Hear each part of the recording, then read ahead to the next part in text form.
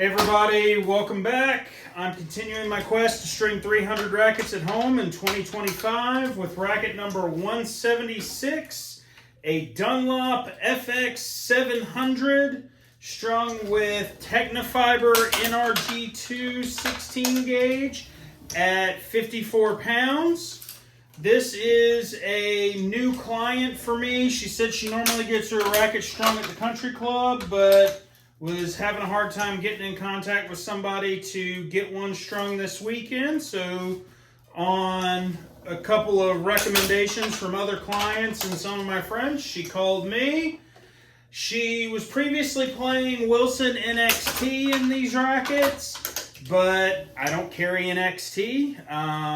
Between NXT and NRG, it's really the same product.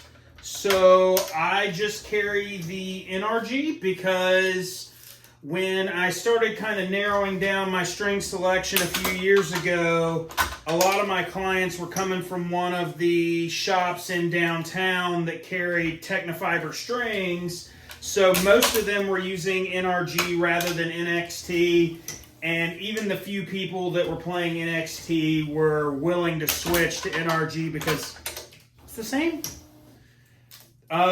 She also didn't know what her tension was. She didn't know what her string was, but I could see the stamping on the string. She didn't know what her tension was either. Kind of talked with her a little bit about her game and kind of got some thoughts on it. And she said, kind of looking for power, looking for control. To me, that kind of indicates somebody that's typically like a mid-tension. Well, I got to looking at the racket with this being a 700 that I'm not real familiar with because I think this is the first one I've strung. And I said, the tension range is pretty wide on this. Normally for mid-tension, I would just take whatever the tension range is and half it. So if it's like 48 to 58, your mid-tension is going to be like a 53, 54, somewhere in there. Or if it's like a 50 to 60, your mid-tension is going to be a 55.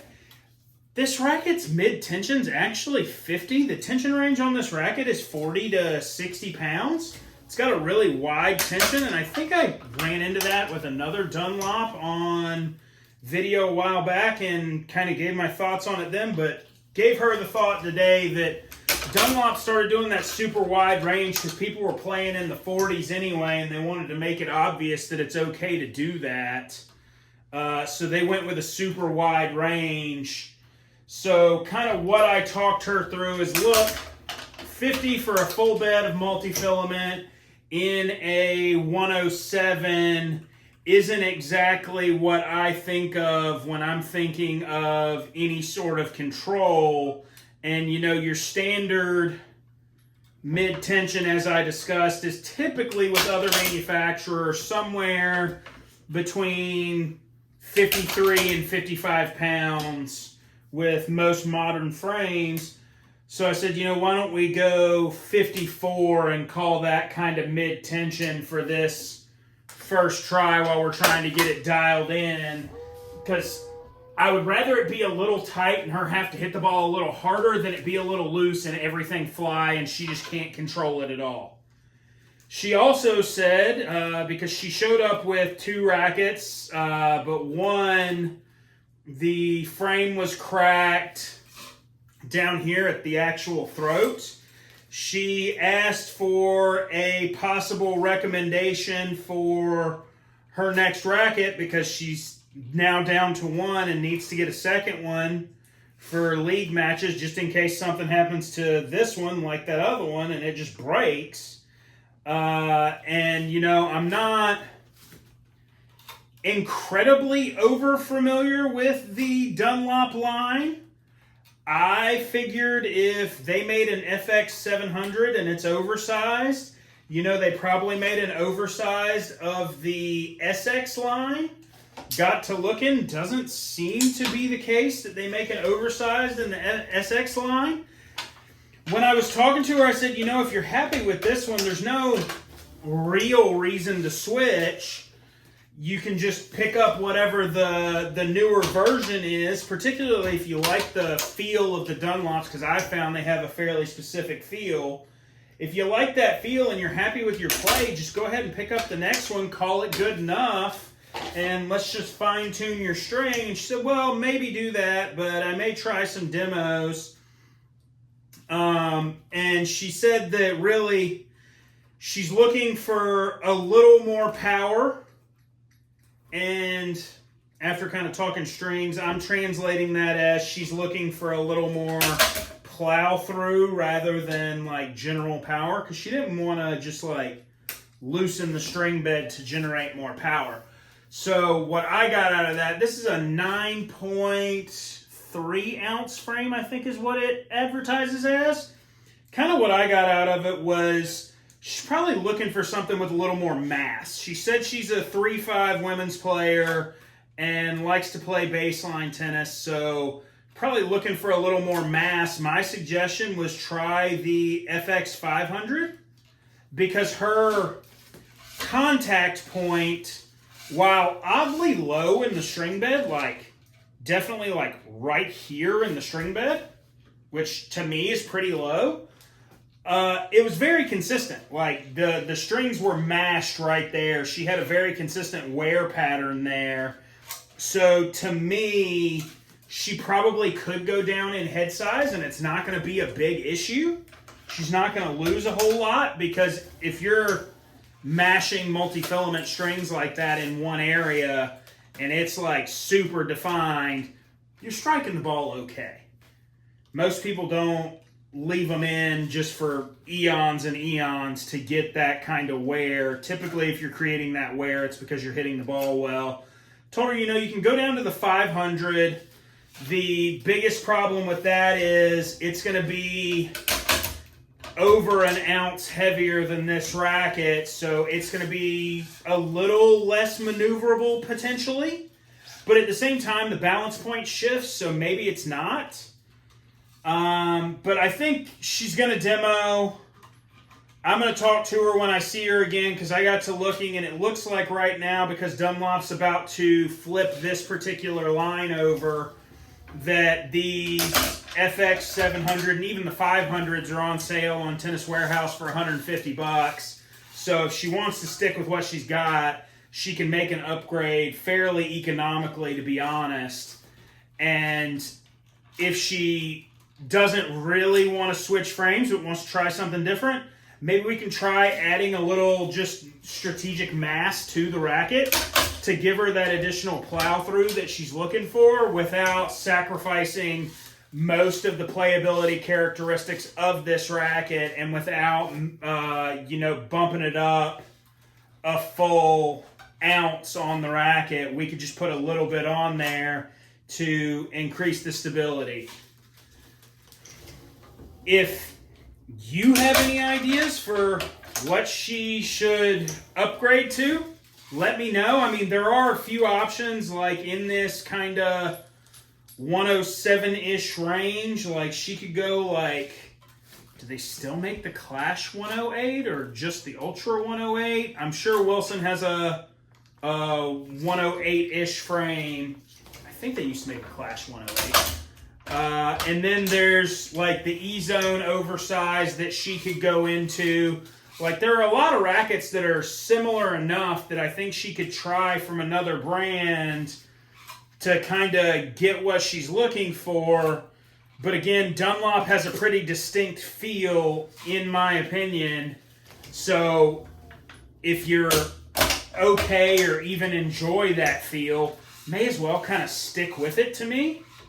But if you got any suggestions, cool, let me know.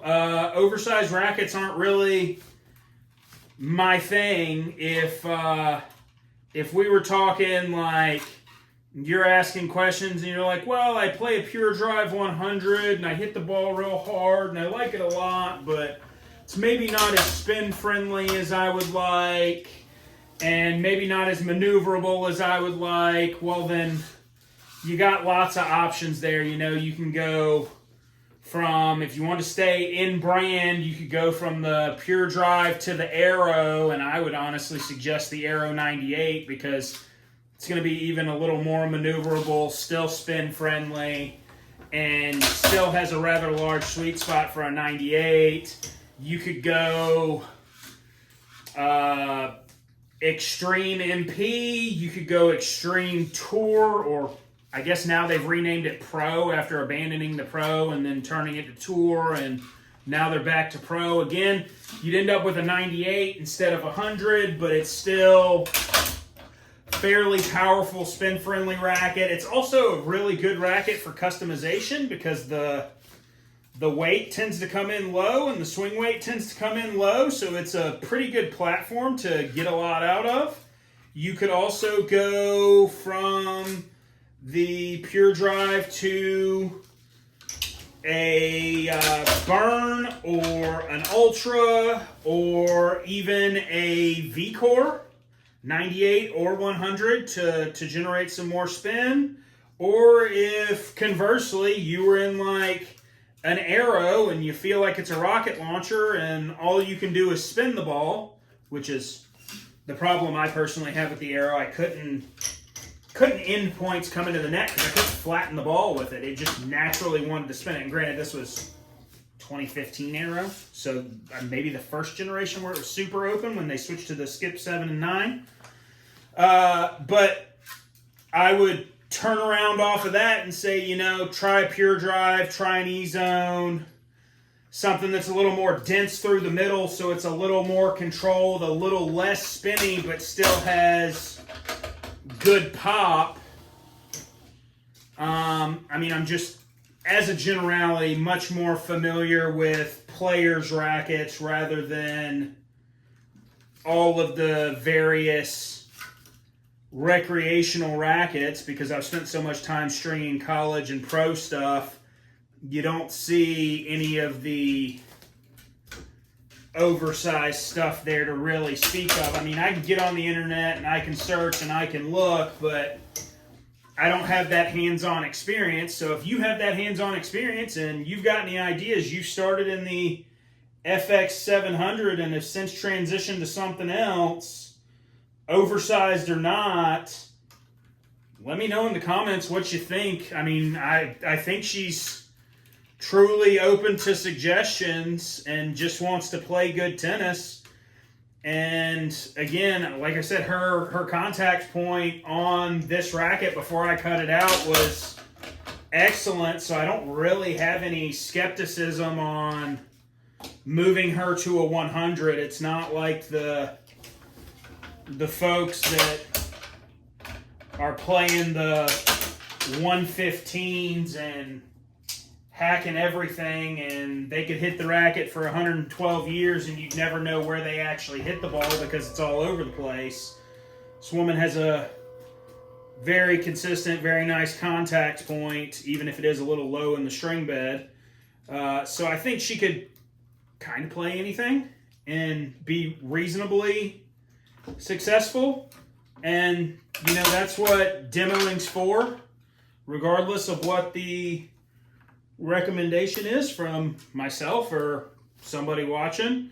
I'm always an advocate for demos. I don't believe in just going in blind and switching frames. I think you absolutely have to hit it, and I think you absolutely have to hit just about any contender, and the contenders don't all need to be in like the same vein. It's been really years since I've demoed a bunch of rackets and looked for a switch to my play style, because I kind of just know, like, I can pick up anything within reason that's kind of between about 290 and about 315 and has a reasonably even-ish or headlight balance point, and play it. And maybe it's not perfect for my game, but I'm an okay enough player that I can adapt to whatever that racket is going to do well for me within my game and make it work at least enough to like play with. But the last time I demoed, like, I kind of demoed all over the place. I did, and this was a long time ago. I don't even remember which. This was 2012, 2013. because I did my demoing at the indoor at South Carolina before that indoor got torn down and became an indoor track. I did a Vocal Organics, so it was that long ago. Organics was, I think, new, or maybe even the previous generation at that time. Did the Vocal Organics 8 315, which is ultimately what I ended up switching to. Did a Dunlop frame that I think was a little thinner beam at the time, and I think that was before they merged with Shrixon. I think it was just Dunlop at that time. And it was okay, but, and maybe part of it was the demo strings that were in it, that maybe I didn't like the strings or tension, but it just didn't have a great feel to me. It was kind of light, kind of fluttery, kind of underpowered, and kind of had a vibration to it that I wasn't a big fan of. So I ended up not going that way. I think I also demoed, maybe I demoed a Radical at that time, and I don't know, something else. I definitely did the full 4 demos from Tennis Warehouse for $20, and I ended up on the Organics. I'm absolutely with people demoing. I absolutely believe you should, and my philosophy when you demo is whatever your like A1 stroke that you gotta have is, if the racket can do that really, really well, but you've got to work on something else, that's okay.